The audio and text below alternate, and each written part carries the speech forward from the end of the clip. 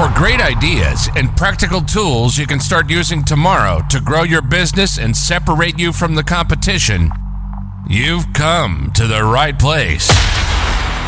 If you're into B2B marketing and sales, then welcome to the one and only B2B Marketing and Sales Podcast. With over 60 and counting total years in the trenches of businesses small and large, they have a plethora of knowledge and experience that generate you more leads, capture more clients, ring up more sales. Well, doggone it, just make you more money. How about that? Always thought-provoking, yet dubiously entertaining. Please welcome to their respective microphones across 3 time zones, your co-ringmasters, the Dave Loomis, and not the rock star, Steve Miller. Hey everybody, this is Steve Miller, better known as Kelly's dad, marketing gunslinger, and not the rock star. I am not the rock star. I'll tell you who is the rock star on this station, ladies and gentlemen. I've got the rock star right here, Mr. Voice himself, Mr. David.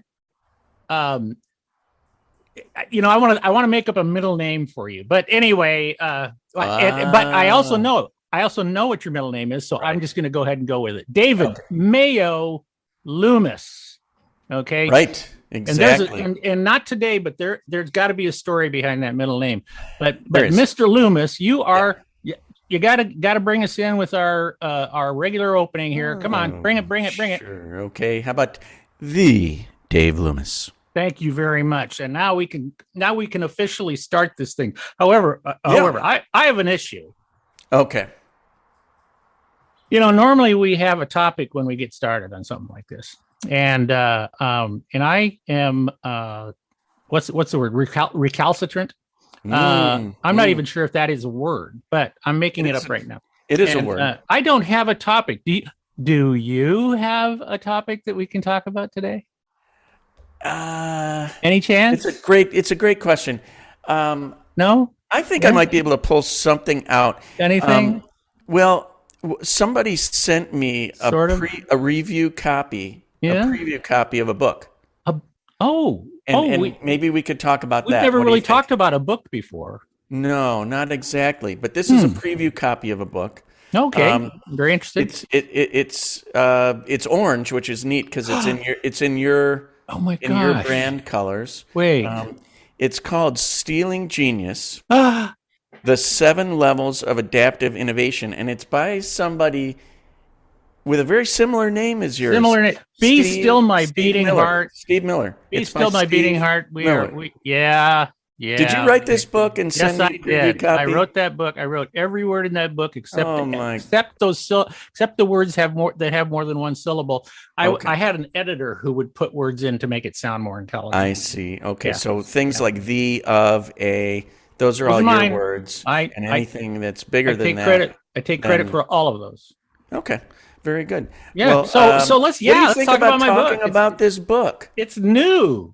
It is. It's brand new. Is it out yet? It is. Well, while we're recording this, it's not out yet. It will be out in 7 days from when we're recording this, which means that by the time this gets uploaded, it's probably out.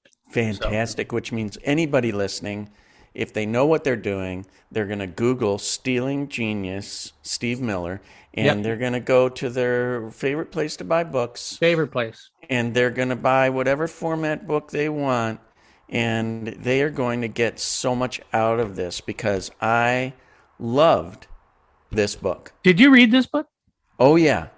I read it cover to cover, and I probably read certain things more than once. More than once. Well, that's really cool. Apparently, my smoking hot wife sent you a copy because I don't remember sending you a copy. But no, I got it. It. That's good. And I read it right away and loved it. And I'm basically going to steal everything in it. That's what it's for. That's what it's for. Okay. I encourage everybody from day one, from writing on Copyable and everything else I've ever done. I always say, just steal what I'm teaching you. That's what it's for. Steal it. Perfect. And it's stealing is actually in the title of this one. That's right. Can you just, what if you had to explain, what it's about. What is stealing genius?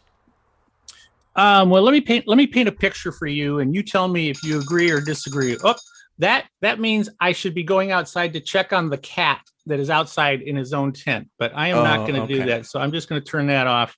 Okay, I'll check him after we're done. Okay. I'm going to paint a picture, and you tell me if this sounds familiar to you. Okay. Because I've been in these meetings, and where you're in a company, and since we are a marketing, and sales, let's stick with marketing as kind of the central topic here.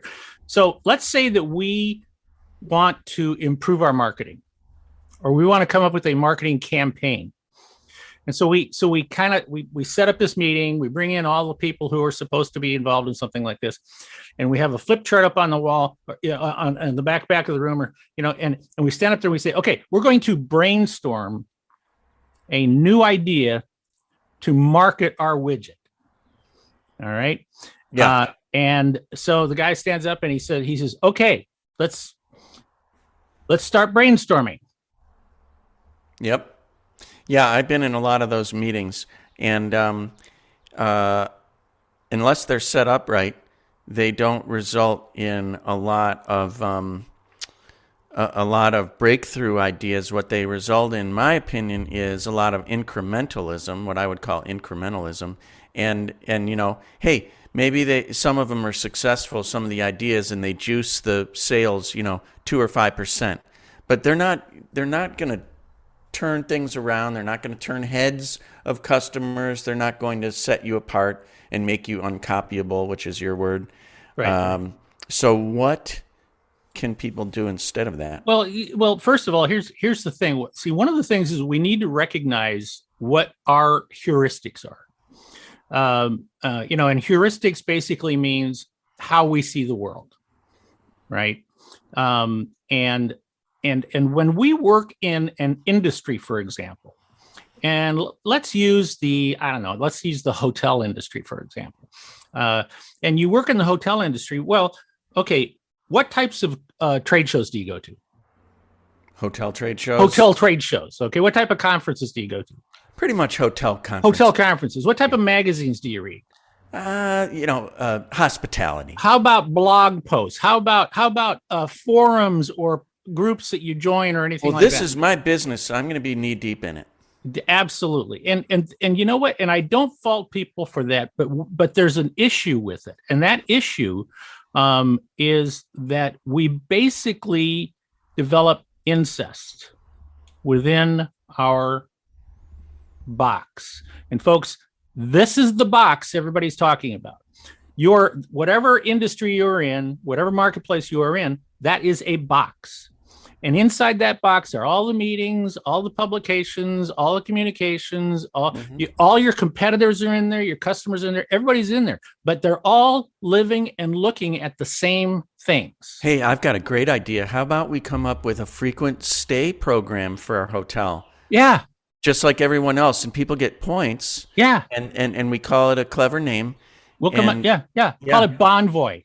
Exactly. Let's call it that. That's way different than Hilton's. Oh, way different. Way different than Hilton's, because it's Bonvoy, right? Yeah, it's the same exact thing.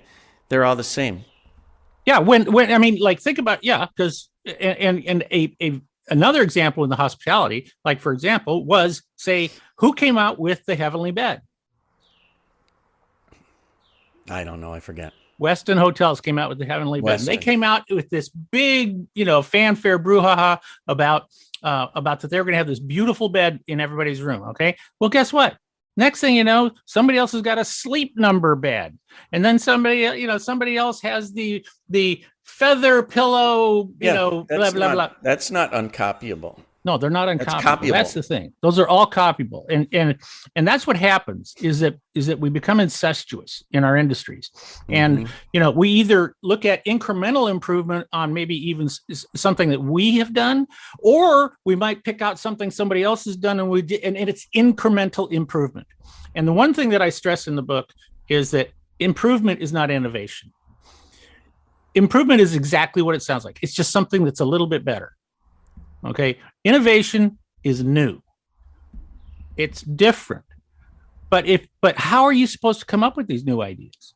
Well, if all you do is stay inside your box, you're not going to come up with new ideas. You have to go, what you need to do is go out and climb into other people's boxes to get ideas. You go, if you are in the hospitality. Is that legal? You know what? I don't care. Just knock first. Yes, please just knock first and then go into their box. Yes. And this is going in the wrong direction. But anyway, but you see, you go in and you find ideas. Like if you think about marketing, you look at marketing campaigns, you look at the way people are branding themselves, the way they're using language, the way they're using design, things like that. And you go in there and what you'll realize is you're looking inside somebody. If you're a hospitality, for example, and you go into a medical industry box, or you go into a food industry box, or you go into an aeronautical box or automobile box or something like that. Yeah. You're going to walk in there and you're going to see stuff and you're going to go, holy crap, that is really cool.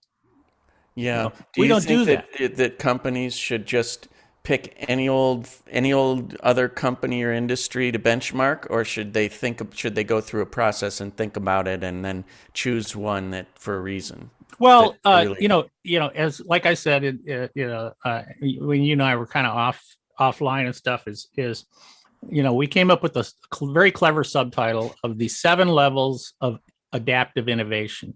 And this provides you 7 different ways to be able to do this, from the simplest to the most difficult. And the simplest way to do this is to first start out with a problem or a challenge. Okay. And let's just start out with something like, marketing. We'll just say, hey, we want to create a marketing campaign or a marketing promise or something that is going to knock the socks off our place. Okay.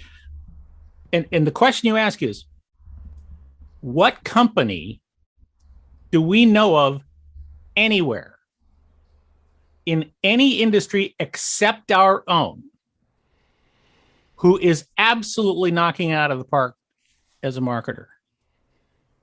And then you start to make a list of these types of companies, and you start to say, who is the best at, because part of marketing, for example, you might say target marketing. Who is the best at target marketing? And then go study them.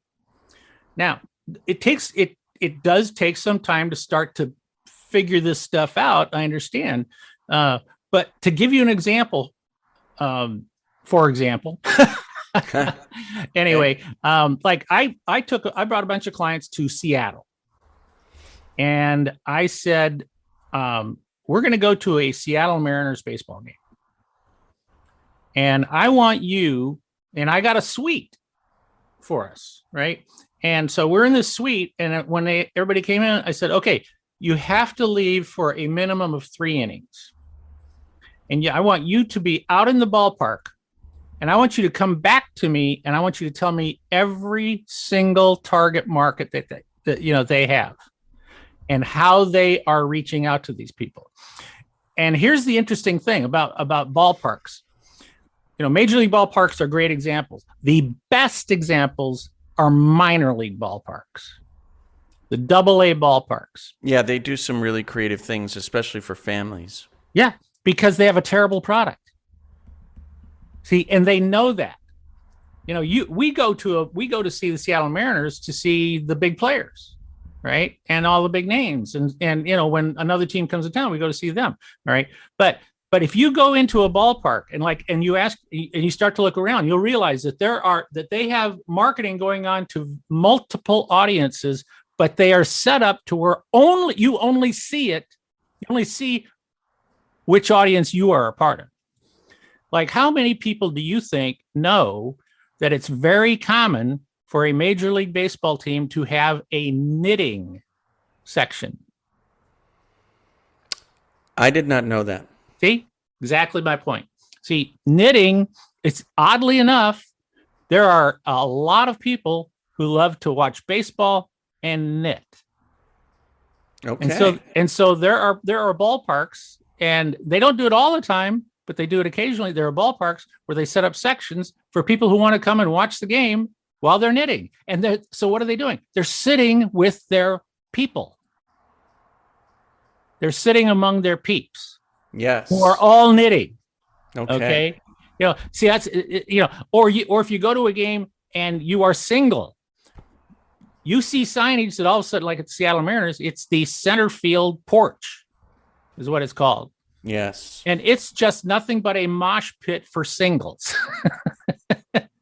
I don't think a single one of them ever watched the game. Now, so what is the stealing genius part of that those observations? Is that you need to be laser beam focused on your moose. You can have more than one kind of moose, and maybe you want to use different terminology. I have a client back in Pennsylvania, and they have moose, they have bear, and they have rabbits.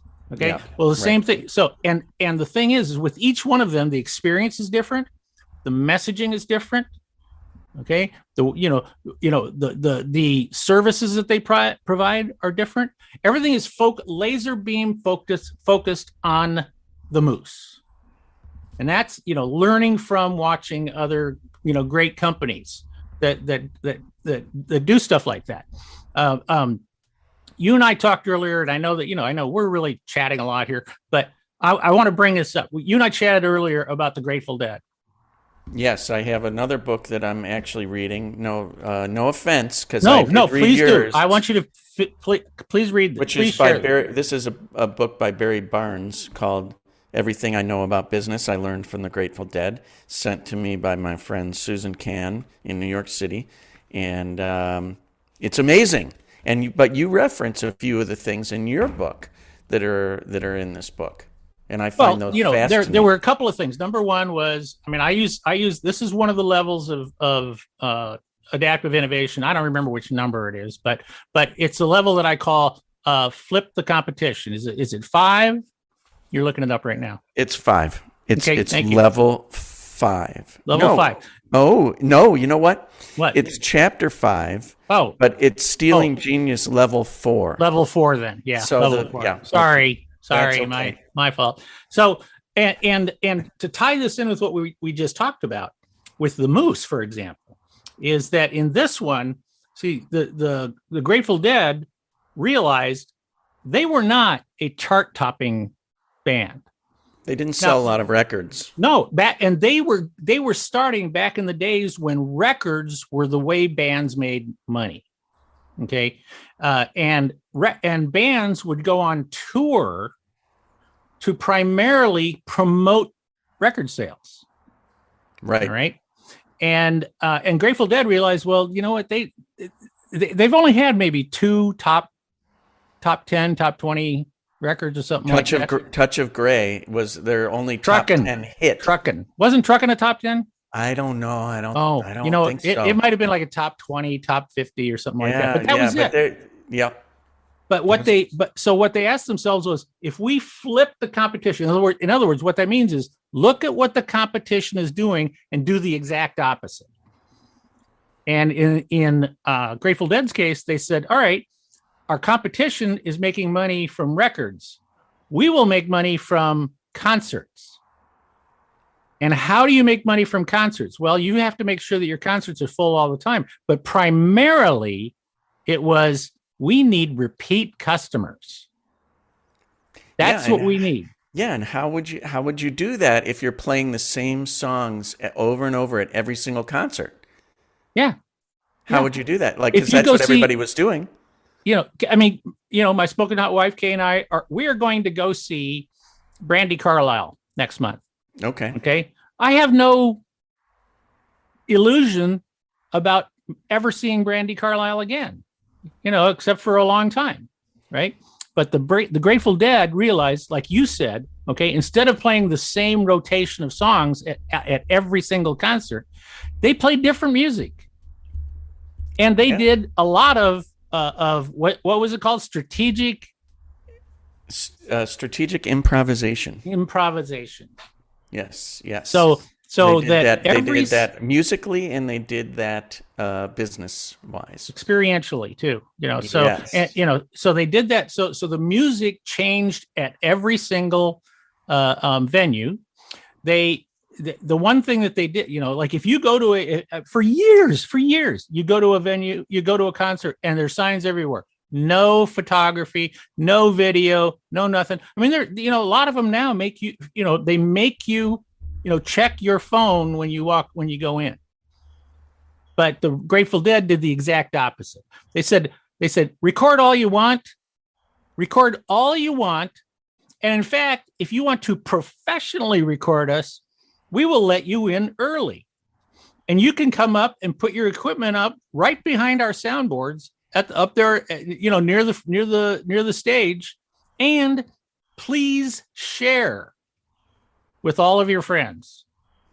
Right. They asked people not to commercially, profit from it, which for the most part people didn't. If you had a tape, or it was someone made the tape for you and gave it to you, you had exchanges. There was a lot of barter, but not a lot of money changed hands. But so it also just spread. That was the brand spread through those exchanges. Yeah. So in other words, if I want, one of the things that I might try to do is I might say, like, look, if do I have a really, really intense competitor, or is everybody in my industry, do they just all do the same thing? Do they all approach the marketplace the same way? Do they all deliver the same way? Like I sell tires, okay? Yeah. And what do? I charge for the tires. I charge you $200, $250, $300, even more, $500, per tire, right? I charge you. That's how I make my money. Right. I sell tires. Someone else puts it on. Okay, let's flip that. I give away the tires for free, or I give them away for $10, $20 a tire, but then I sign you up for a subscription to service for the life of that tire. Right.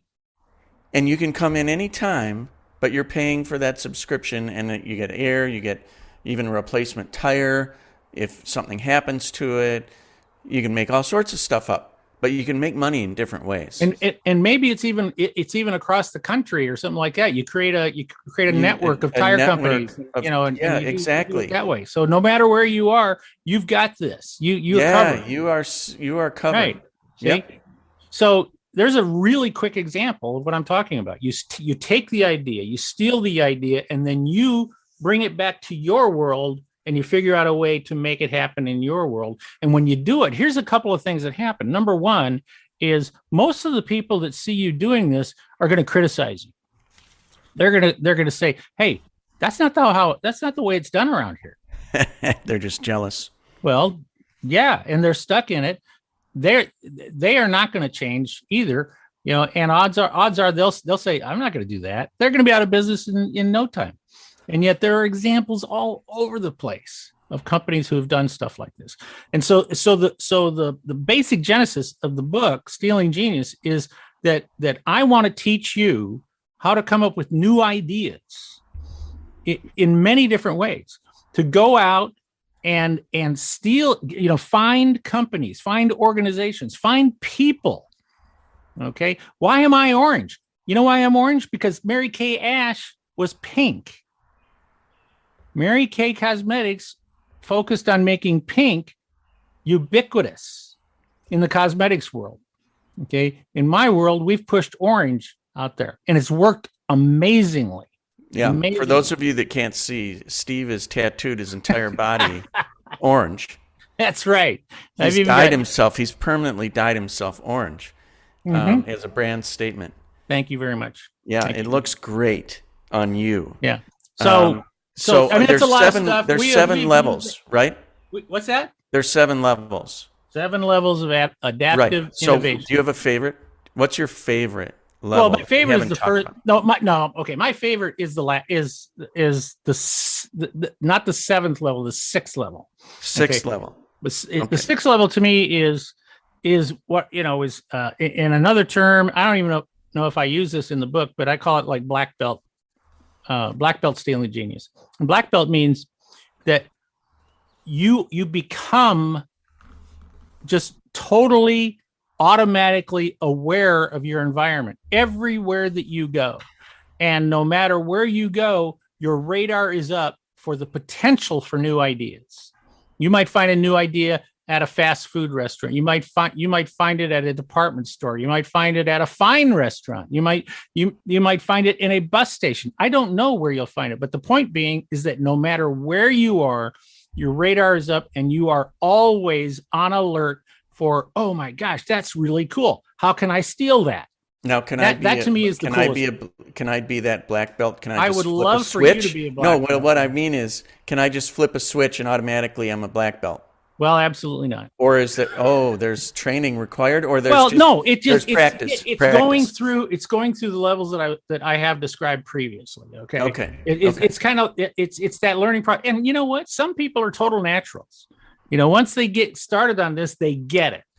All right. For the rest of us, like me, it took me a long time to get there. But now that I've got this recipe here for you, you start at level 1 and you work your way up, and you try the different ones. And each one, like I say, is a little bit. One is set your own goal. Another one is just pick out a company that you love, organization that you love, and ask yourself, what do they do amazingly well? Or another one is like, you ask yourself the question, you pick out somebody that you admire, in maybe it's Steve Jobs, who knows? And you ask yourself this question, you say, okay, this situation that we want to work on, what would Steve Jobs do? I used to ask trade shows when I was doing a lot of consulting for physical trade shows, is they would say, come on, help me get some new ideas. And I would say, okay, imagine this. Walt Disney buys your trade show. And next year he's going to reopen it. What would Walt Disney do with your trade show? Now imagine that. Imagine somebody like Walt Disney doing something like that. So yeah, it's a great thought experiment. Exactly. It is wonderful, wonderful. Now, if you need help, your level 7 is to bring in a stealing genius sensei. Yeah, sensei, black belt. Say more about that. Well, that's what it's that. Right now, and I'll be completely honest with you. Okay, right now I am the sensei, and and I would love to hand this off to people, but essentially you bring somebody like me in, and I take you through some of this process, and in workshops, in field trips, things like that. We've done this all over the U.S., and it has just been spectacularly successful for many, many companies. It's a lot of fun, and it opens your eyes to a world that most people just they walk out of these meetings, they just go, I had no idea we could do this kind of stuff. So that's something to look forward to. Would you ever train other people to become senseis? I would train you, my friend. Would you? Okay, sign me up, man. I would say, sign me up. I would love to do it. I would say that I could train, I would be, I probably will do that. And it will, yes, I will probably do that. That's an awesome idea. I would, put me on the list, please, as your first, trained black belt. Okay. I'm optimistic about I think that. I think my spoken out wife Kay probably is a black belt. So you think so? Okay. Yeah, well, then I'll probably be is. third. Unfortunately, sorry. She'll. That's okay. No, I understand. You can be my first outside black belt. Fantastic. Okay. So take us out of here. All right. This enough about me. Fantastic. Yeah, enough about me. What do you think of me? Yeah, what do you think about me? This has been great. I loved it for coming into a podcast episode without having any idea what we were going to talk about. I had no idea whatsoever. Yeah. And then just the coincidence of me receiving and reading a book of yours that'll be out in a week. and out by the time that anyone's hearing this. That is just an amazing turn of events. And I'm touched that you would even remember getting my book. Happy to have talked about this. So this has been the B2B Marketing and Sales Podcast with Not the Rockstar, Steve Miller, and the voice, the Dave Loomis. Oh. And we hope that you will return and that you're just completely jazzed by everything that we talk about, and that you will practice strategic improvisation as a result. That's right. I love it. So we'll see you next time. Okay. All right. Ciao.